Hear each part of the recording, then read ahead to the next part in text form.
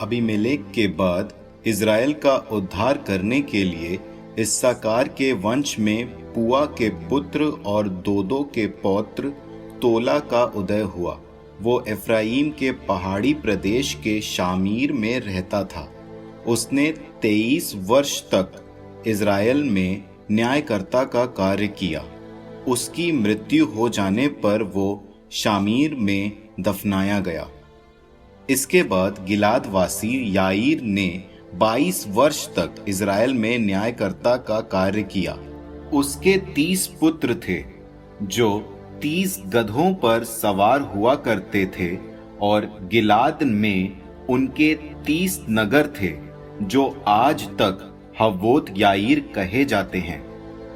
उसकी मृत्यु हो जाने पर वो कामोन में दफनाया गया। इज़राइलियों ने फिर वही किया जो प्रभु की दृष्टि में बुरा है। वे बाल देवताओं और अश्तारता देवियों तथा अराम, सिदोन, मोआब, अम्मोनियों और फिलिस्तियों के देवताओं की पूजा करने लगे।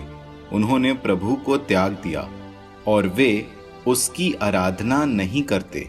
इसलिए प्रभु का कोप इज़राइल के विरुद्ध भड़क उठा। उसने उन्हें फिलिस्तियों और अम्मोनियों के हाथ दे दिया। उन्होंने उस वर्ष भर इज़राइलियों को कष्ट दिया और वे उन पर अत्याचार करते रहे। वे 18 वर्ष तक यरदन के उस पार गिलआद देश के अमोरियों के प्रांत में रहने वाले सब इज़राइलियों पर अत्याचार करते रहे। अम्मोनियों ने यूदा, बेन्यामीन और एफ्राइम से युद्ध करने के लिए यरदन पार किया। इससे इज़राइलियों की दुर्गति हो गई। तब इज़राइलियों ने प्रभु से सहायता के लिए ये प्रार्थना की, अपने ईश्वर को त्याग कर और बाल देवताओं की पूजा कर हमने तेरे प्रति अपराध किया है।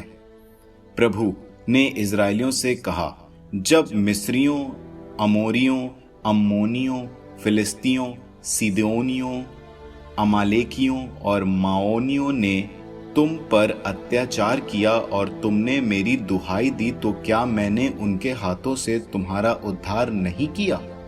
किंतु तुमने मुझे त्याग दिया और तुम पराये देवताओं के अनुगामी बन गए। इसलिए अब मैं तुम्हारा उद्धार नहीं करूंगा। अब जाओ, उन देवताओं से प्रार्थना करो जिन्हें तुमने अपने लिए चुना है। वे ही तुम्हारी विपत्ति से तुम्हारा उद्धार करेंगे।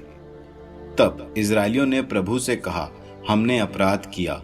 अब तू जो उचित समझे वही कर, लेकिन इस बार हमारा उद्धार करने की कृपा कर। इसलिए उन्होंने अपने पास से पराये देवताओं को हटा दिया और वे प्रभु की सेवा करने लगे। तब प्रभु से इज़राइल की दुर्गति देखी नहीं गई। अम्मोनियों ने युद्ध के लिए एकत्रित होकर गिलाद में पड़ाव डाला। इज़राइलियों ने भी एकत्रित होकर मिस्पा में पड़ाव डाला। तब गिलाद के नेतागण आपस में कहने लगे, ऐसा आदमी कौन है जो अम्मोनियों पर प्रथम प्रहार करेगा? क्योंकि वही गिलाद के सब निवासियों का प्रधान बनाया जाएगा।